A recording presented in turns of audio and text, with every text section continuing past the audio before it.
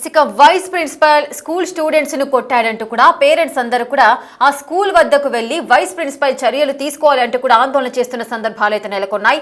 ఈ ఘటన నెల్లూరు జిల్లాలోని ఏకలవ్య మోడల్ స్కూల్లో జరిగింది. అటు వైస్ ప్రిన్సిపల్ ఈ విధంగా అటు అమ్మాయిలు అబ్బాయిలు అనే తేడా లేకుండా ఇష్టం వచ్చినట్టుగా ఒక కర్రతో ఇద్దరిని కూడా చితకబాదాడు అంటూ కూడా పేరెంట్స్ ఆందోళన చేపడుతున్న సిచ్యువేషన్స్ అయితే నెలకొన్నాయి. మరి ఎందుకు ఈ విధంగా వైస్ ప్రిన్సిపల్ ఈ విధంగా ప్రవర్తించాడు అనే విషయానికి వచ్చినట్లయితే ఆ విద్యార్థులందరూ కూడా ఆ బోర్డు పైన అసభ్యకరమైన చిత్రాలను గీశారు అంటూ కూడా వైస్ ప్రిన్సిపాల్ చెబుతున్న పరిస్థితులు నెలకొన్నాయి. మరి ఏం జరిగింది? అటు శశికుమార్ అనే విద్యార్థికి కూడా తీవ్ర గాయాలైనట్టుగా చెబుతున్నారు. మరి స్టూడెంట్స్ ఆ బోర్డు పైన బొమ్మలు ఎందుకు గీస్తున్నారు? అసభ్యకరమైన చిత్రాలను గీశారు, అందుకనే నేను కొట్టానంటూ కూడా వైస్ ప్రిన్సిపాల్ అయితే చెబుతున్న పరిస్థితి నెలకొంది. అయితే ఆ వైస్ ప్రిన్సిపల్ పేరు అరుణ్ కుమార్ అన్నట్టుగా చెబుతున్నారు. నెల్లూరు జిల్లా ఏకలవ్య మోడల్ స్కూల్లో ఈ ఘటన అయితే జరిగింది. ఓజిలి మండలంలోని ఏకలవ్య మోడల్ స్కూల్లో చిన్న పిల్లలను రెచ్చిపోయి కొట్టాడు వైస్ ప్రిన్సిపల్ అరుణ్ కుమార్. ఆడ మగ అని తేడా లేకుండా ఇద్దరిని కూడా కర్రతో చితకబాదాడు. శశికుమార్ అనే విద్యార్థికి అయితే రక్త గాయాలైనట్లుగా చెబుతున్నారు. అటు ఎందుకు కొట్టారు, అసలు ఏం జరిగింది అన్న విషయానికి వచ్చినట్లయితే ఈ రోజు సండే కాబట్టి పేరెంట్స్ అందరూ కూడా పిల్లల్ని చూడడానికి అటు మోడల్ స్కూల్కి వెళ్ళడం అయితే జరిగింది. అక్కడ ఏ విధంగా కొట్టాడు, ఏంటి పరిస్థితి అని స్టూడెంట్స్ అందరూ కూడా వచ్చిన వాళ్ళ పేరెంట్స్కి ఈ విధంగా కొట్టారు అంటూ కూడా వారి యొక్క గాయాలను అయితే చూపించడం జరుగుతోంది. ఎస్, మీరు బిగ్ టీవీ స్క్రీన్ పైన చూడొచ్చు ఏ విధంగా కొట్టాడు, మరి పిల్లలకు ఎంత మేర గాయాలయ్యాయని వారి పేరెంట్స్ కు చూపిస్తున్న సిచ్యువేషన్ కూడా నెలకొంది. అసలు ఏం జరిగింది అన్న విషయానికి వచ్చినట్లయితే అక్కడ వైస్ ప్రిన్సిపాల్ చెబుతున్న పరిస్థితి చూసుకున్నట్లయితే బోర్డు పైన అసభ్యకరమైన చిత్రాలు గీశారు కాబట్టి నేను కొట్టాను అంటూ కూడా చెబుతున్నారు. మరి ఇది ఎంతవరకు కరెక్ట్, ఏంటి, అసలు ఏ విధంగా గాయాలయ్యాయి ఆ పిల్లలకి, తల్లిదండ్రులు ఏమంటున్నారు, అవన్నీ ఒకసారి చూద్దాం.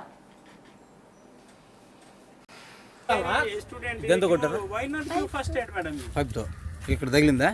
ఇతను కొడతాడా?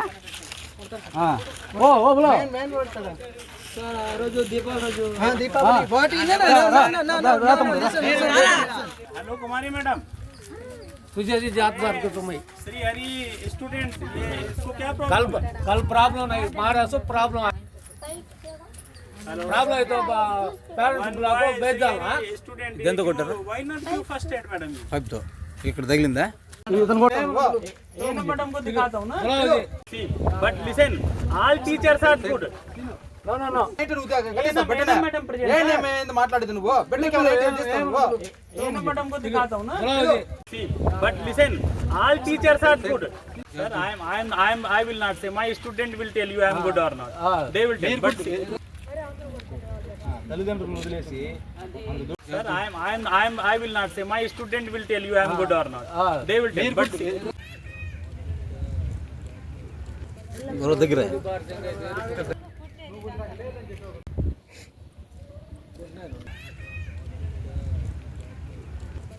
దగ్గర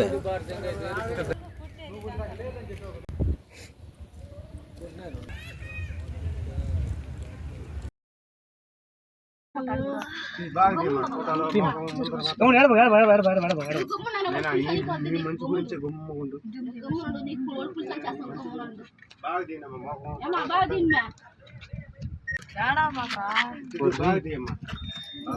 బిడ్డ అటు వచ్చి అమ్మా వచ్చి అటు ఇరి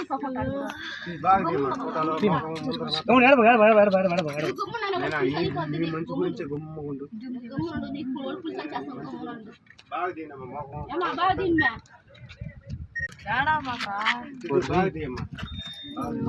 అటు వచ్చి అమ్మా వచ్చి అటు ఇరి ఇసుక నెల్లూరు జిల్లాలోని ఏకలవ్య మోడల్ స్కూల్లో ఈ ఘటన అయితే జరిగింది. ఇష్టం వచ్చినట్లుగా ఆ వైస్ ప్రిన్సిపల్ అరుణ్ కుమార్ పిల్లలను కర్రతో చితకబాదాడు. ఆ గాయాలన్నింటినీ కూడా ఆ విద్యార్థులంతా కూడా ఈ రోజు సండే పేరెంట్స్ అందరూ కూడా చూడడానికి వచ్చినప్పుడు ఈ విషయాన్ని పేరెంట్స్ కు చెప్పడం జరిగింది. ఇక్కడ తల్లిదండ్రులందరూ కూడా స్కూల్ వద్దకు వెళ్లి ఆందోళన చేస్తున్నారు. ఎవరైతే వైస్ ప్రిన్సిపాల్ ఉన్నారో మా పిల్లలను ఇష్టం వచ్చినట్లుగా ఆడ మగ అనే తేడా లేకుండా ఇష్టం వచ్చిన రీతిలో రక్తం వచ్చేలాగా కొట్టారంటూ కూడా పేరెంట్స్ అయితే ఆందోళన వ్యక్తం చేస్తున్నారు. వైస్ ప్రిన్సిపల్ అరుణ్ కుమార్ పై చర్యలు తీసుకోవాలంటున్నారు. అసలు ఈ ఘటనకు సంబంధించి అటు విద్యార్థులు ఏం చెబుతున్నారు, తల్లిదండ్రుల వర్షన్ ఏ విధంగా ఉందో ఒకసారి చూద్దాం.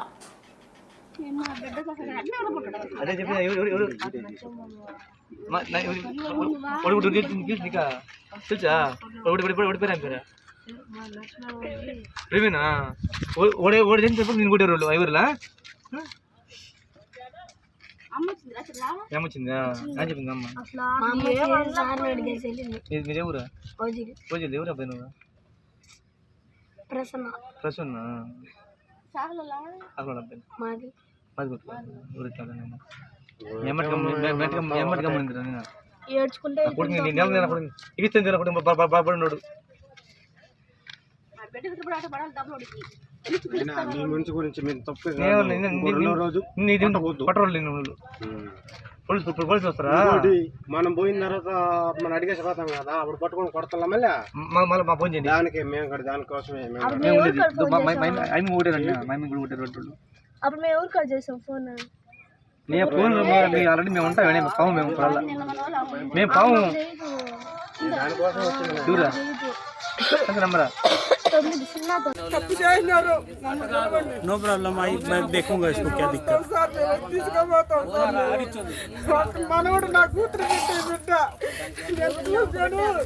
व्हाट प्रॉब्लम చదువుకుంటాడు మాకు చదువు లేదు కష్టం చేసుకుంటున్నా కష్టం చేసుకుంటాడు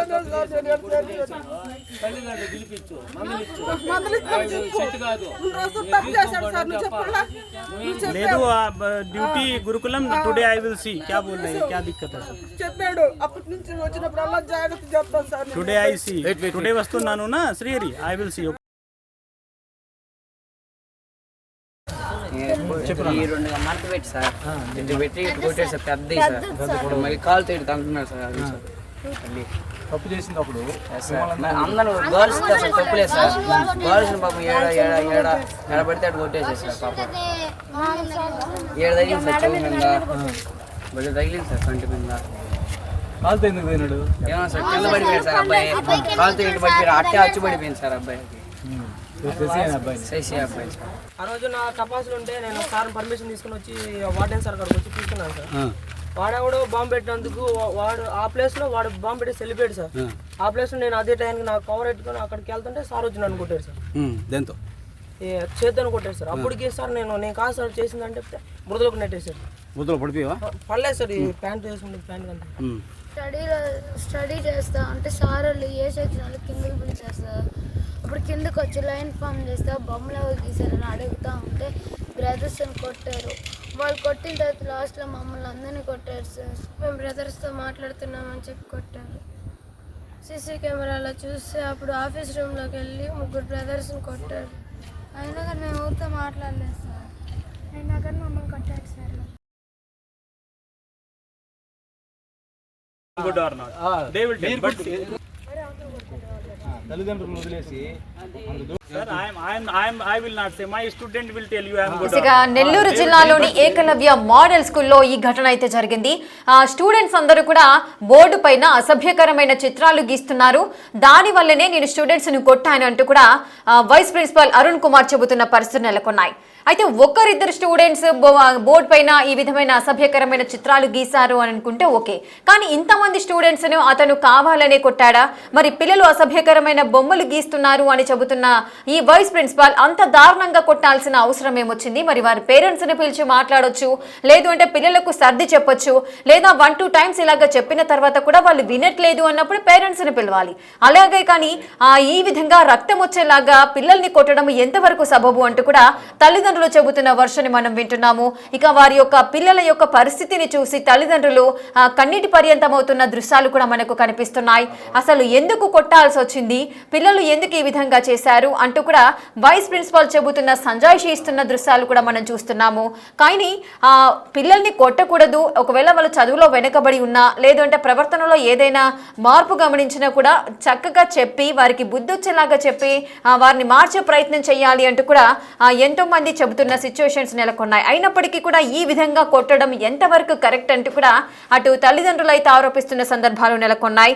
అసలు ఎంతమంది విద్యార్థులను ఈ వైస్ ప్రిన్సిపల్ అరుణ్ కుమార్ కొట్టారు, ఎంతమందికి గాయాలయ్యాయి, అసలు ఏం జరిగింది, అటు అరుణ్ కుమార్ వర్షన్ ఏ విధంగా ఉంది, మరి అతనిపైన చర్యలు తీసుకునే అవకాశాలు ఏదైనా ఉన్నాయా, మరి స్కూల్ యాజమాన్యం ఏమంటోంది? దీనికి సంబంధించిన పూర్తి అప్డేట్స్ మా ప్రతినిధి సురేంద్ర అందిస్తారు.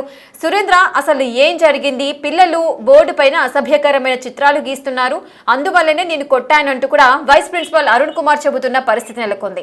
అంటే అసభ్యకరమైన చిత్రాలు గీస్తున్నారు అంటే ఒకరిద్దరు గీస్తారా? మొత్తం ఎంతమంది విద్యార్థులను అతను కొట్టారు? అతని వర్షన్ ఏ విధంగా ఉంది? అతనిపైన ఏదైనా చర్యలు తీసుకునే అవకాశాలు ఉన్నాయా?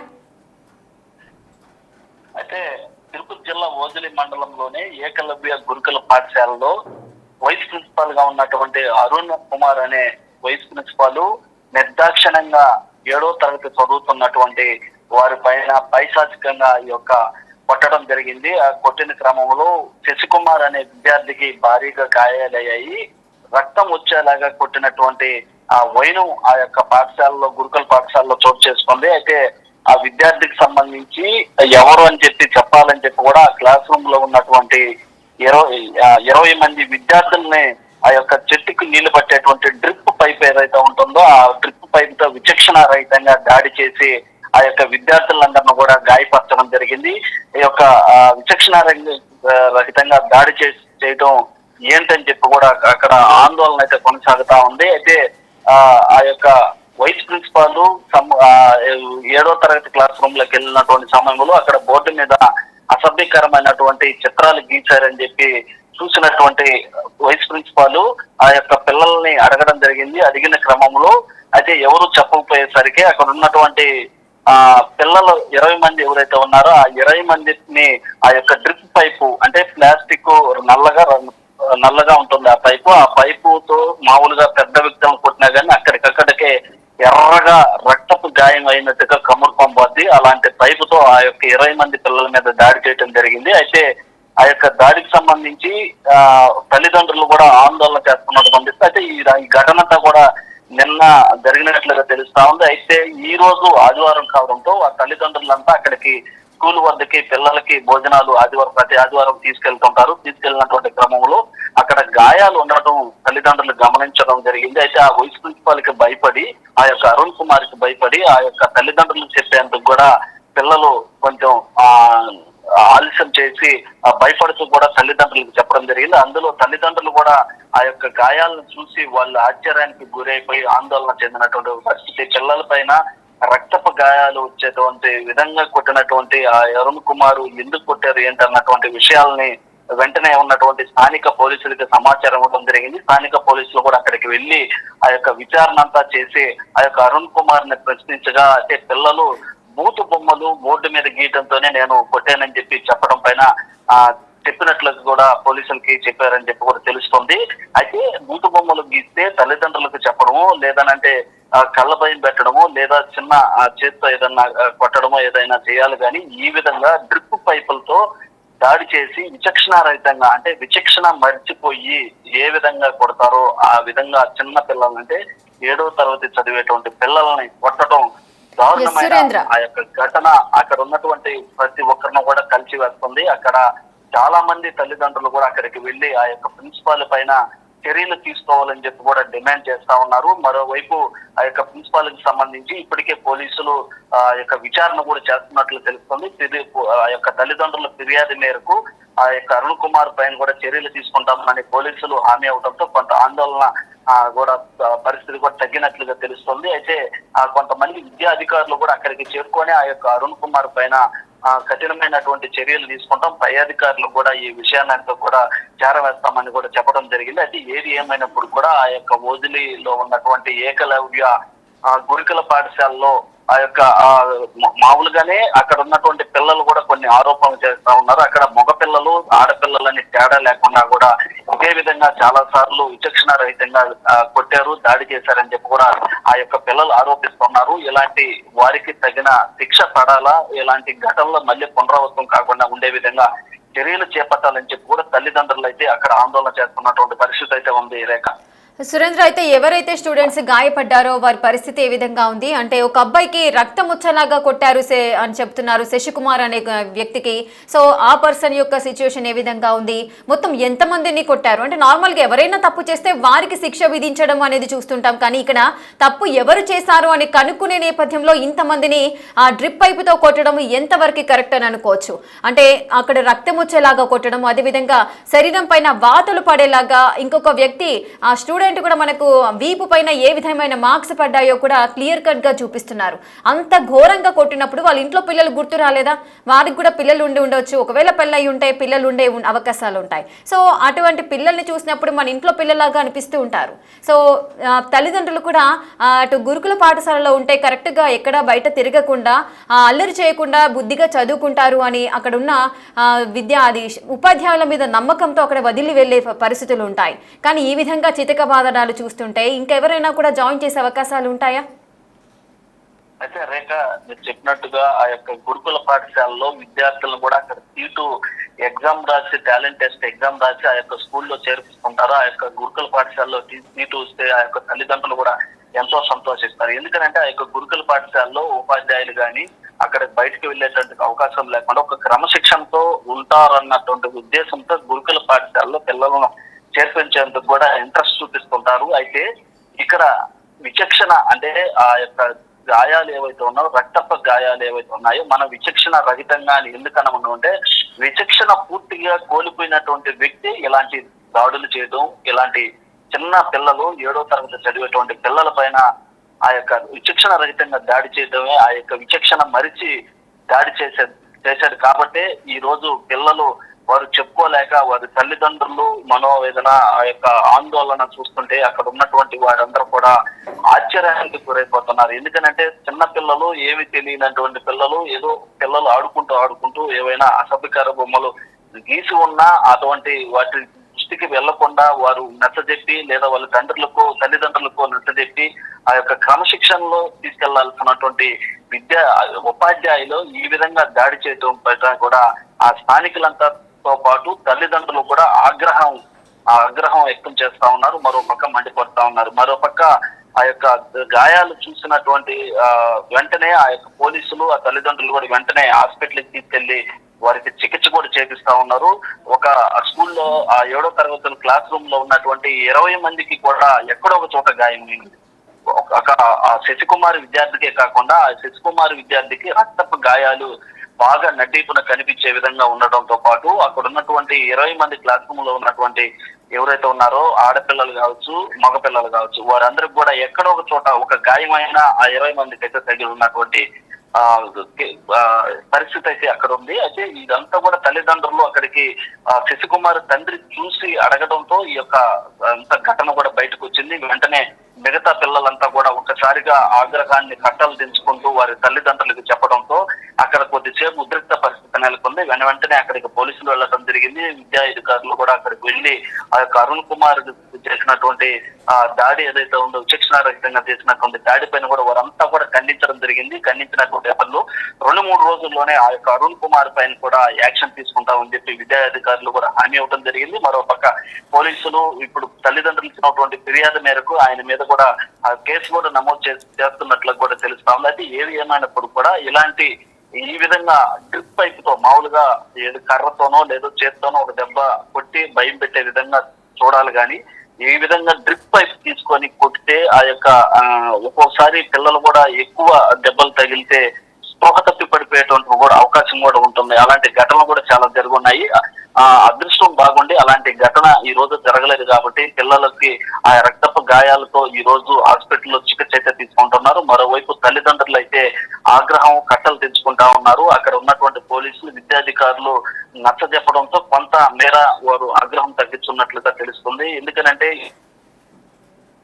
కానీ అనేది బాధ కలుగుతుంది, ఆ యొక్క మనసును కూడా కలిసి వేస్తుంది. ఎందుకంటే ఆ గాయాలు మనం చూస్తున్నటువంటి మనం స్క్రీన్ చూస్తుంటేనే మనకు విధంగా కనిపిస్తుంది. కానీ అక్కడ నేరుగా ఆ యొక్క గాయాలు చూసినట్టు తల్లిదండ్రులు ఆందోళన చెందడంలో ఎలాంటి పరిస్థితి లేదని చెప్పి కూడా మనం చెప్పుకోవచ్చు. అయితే ఇప్పుడు మొత్తం మీద కూడా ఇలాంటి ఘటనలు పునరావృతం కూడా ఆ యొక్క ఉపాధ్యాయులకు, ఆ యొక్క వైస్ కౌన్సిలింగ్ ఇవ్వాలని కూడా వారు కోరుతున్నటువంటి పరిస్థితి అయితే ఉంది.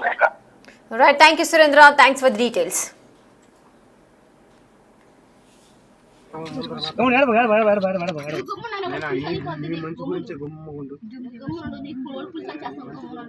బాగా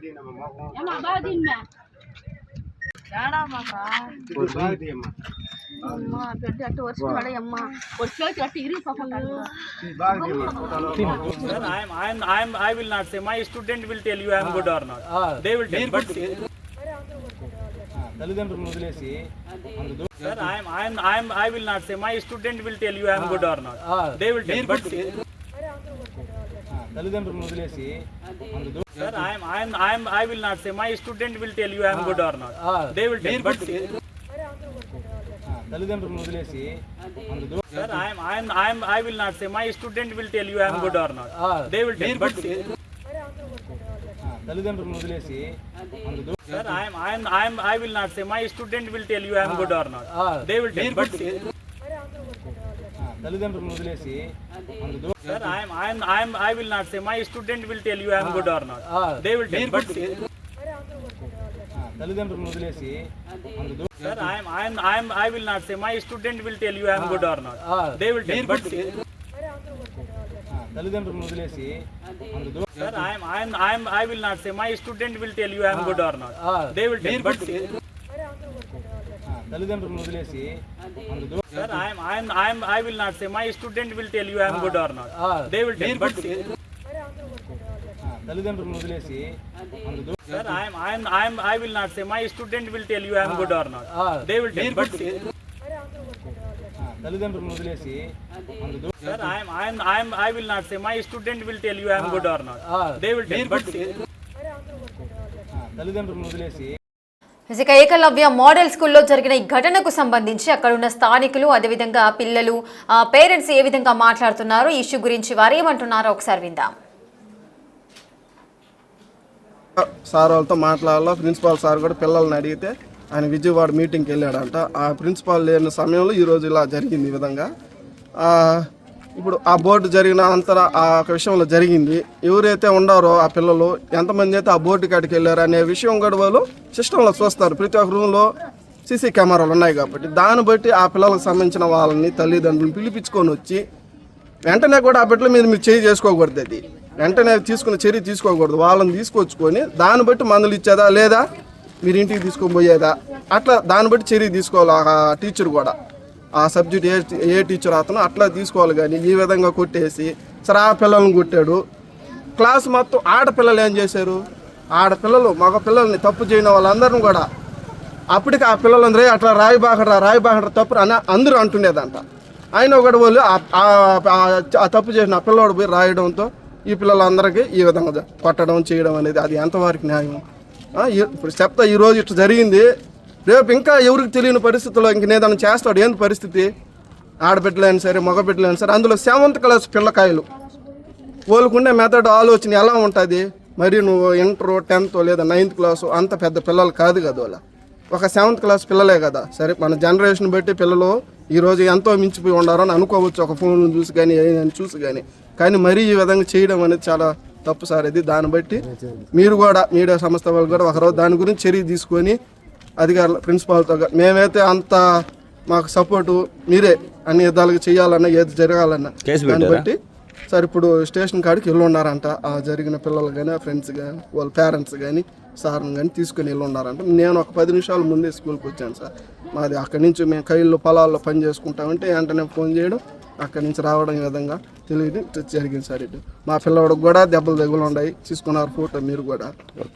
కాకపోతే మా పిల్లవాడికి ఎంతో ఒక చిన్న సురుగ్గా తగిలినా కూడా స్పృహ పడిపోతాడు. ఆ భయంతో నేను నా బండి కూడా బాగల ఆ భయంతో అన్ని 10 కిలోమీటర్లు ఎంత టెన్షన్తో పడతా వచ్చింది. ఏదైనా మాకేదైనా జరిగి ఉంటుంది, మా పిల్లల పరిస్థితి ఏమై ఉండాలి? అంత బాధ్యత అంతా మీ మీద ఉన్నప్పుడు ఒకవేళ రేత్రి కాలంలో ఈ విధంగా కొట్టావు తిట్టావు చేసావో ఎవడన్నా భయపడే పిల్లాడు గోడ దాటి నైట్ టైంలో వెళ్ళి ఉంటాడు, ఏం జరిగి ఉండాలి? అప్పుడు ఆ పిల్లల తల్లిదండ్రులు ఏమైపోంటారా? ఆ విధంగా జరగతే కొంచెం ఆలోచించాలి.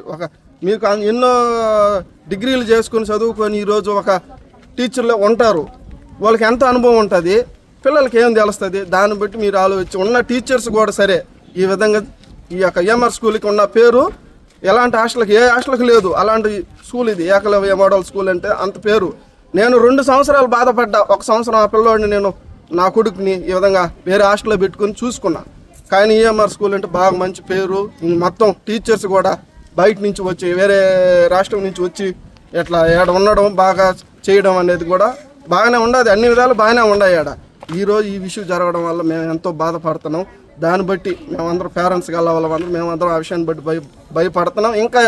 ఇంకా ఎలాంటి విషయాలు జరుగుతాయి ఇంకా భయం వేసిపోతుంది. మా పిల్లలు ఇంకా ఇంటర్ దాకా చదవాలి ఇక్కడ ఉండి.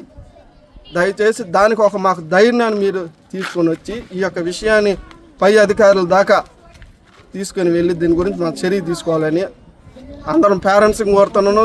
తోటి విలేకరుల సార్లను కూడా నేను కోరుకుంటున్నాను. టీచర్లు ఏం చేయాలంటారు? దాన్ని బట్టి దానికి తగ్గ న్యాయం, మాకు అనుభవం తక్కువ, ఆ న్యాయాన్ని సస్పెండ్ చేసేయాలి ఇక్కడ నుంచే అంటే దాన్ని నేను అనొచ్చు అనకూడదు నాకు తెలియదు సార్. ఆ అవగాహన దాన్ని బట్టి దానికి తగ్గ న్యాయం మాకు చేయాలని నా పాప వచ్చేయాలంట. ఆ పాప పరిస్థితి ఏంటి సార్? ఇప్పుడు ఆ మార్క్ కొట్టేసి ఆ పాప ప్రతి ఒక్క పాప భయపడిపోయినాయి. రాత్రికి ఏం చేస్తారు? అది నైట్ టైం అంట కొట్టింది. అది స్కూల్లో కాదు, మా స్టడీస్లో చదువు చెప్పేటప్పుడు కాదు, నైట్ టైం కొట్టారు. నైట్ టైం కొట్టినా నైట్ టైం 8 గంటలకు చెప్పి 9 గంటలకు కొట్టింది. ఆ టైంలో 9 గంటలకు కొడితే ఆ పాపలు దారి మీదకి వచ్చిన తర్వాత ఒక 2-3 పిల్లలు కలిసి గోడ దూకొని రోడ్డు మీదకి వచ్చేస్తారు. పేరెంట్స్కి వస్తారు, రోడ్డు మీదకి వస్తారు. వెహికల్స్ ఏదైనా జరుగుతాయి. ఇప్పుడు ఇన్ని సిచ్యువేషన్ వెహికల్ తిరుగుతున్నాయి, అన్ని తిరుగుతున్నాయి. ఎత్తుకు ఉండరు, ఏదైనా యాక్సిడెంట్లు తాగేసి వచ్చి యాక్సిడెంట్ చేసే వాళ్ళు ఉండరు. ఈ పిల్లలు భయపడి వచ్చేస్తారు, ఆదర వచ్చేస్తారు. ఆ టైంలో ఆ పిల్లలు జరుగుతుంది. జరిగినప్పుడు పేరెంట్స్కి బ్యాడ్ నేమా టీచర్లు బ్యాడ్ నేమా అనేది ఎవరికి అర్థం కాదు. అనే సిచ్యువేషన్లో అది మీరు ఎట్లా చేయాలి? మీరు టీచర్లు చదువుకున్న సార్లే, మేము పేదలు, మాకు వేల మొదలుకోవాలి, మాకు కొంచెం తెలుసు, కొంచెం తెలియదు. చదువుకున్న సార్లు మీరు ఎంత కండిషన్లో ఎట్లా పిల్లల్ని ఎట్లా వంచాలా, ఎట్లా తీసుకురావాలా, మొక్క మానే వంగ అనేది చిన్నప్పటి పిల్లల్ని ఎట్లా వంచితే ఎంతమంది బాగుపడతారు అనేది సార్లు తెలుసున్నారు. ఎట్లా కొట్టాలంటే దానికి సార్లు మా మార్గం మా టైప్ అయింది. ఇప్పుడు తాగబోతే అనుకో సార్, నేను తాగబోతే సామె అనుకో సార్. ఇప్పుడు వస్తాను, ఇంట్లో పిల్లలు అది పట్టించుకోము, తిట్టి గిట్టు కొడతాం. అది మా రూల్స్. మీరు సార్లు ఎంత చదువుకొని ఎంత ప్రిన్సిపాల్ ఎంతమంది చేసి ఒక్క పిల్లవాడి కోసం అందరు పిల్లల్ని కొడితే నువ్వు చెప్పింది ఒక పిల్లల్ని కొడితే అందరూ భయపడతారంటే అందరూ ఎట్లా భయపడతారు? భయపడరు కదా sir. Tell you I am good or not. They will tell. But అమ్మా బిడ్డ అట్టు వర్షిస్తున్నాడు అమ్మా వర్షంలో అట్టు ఇరి పాపం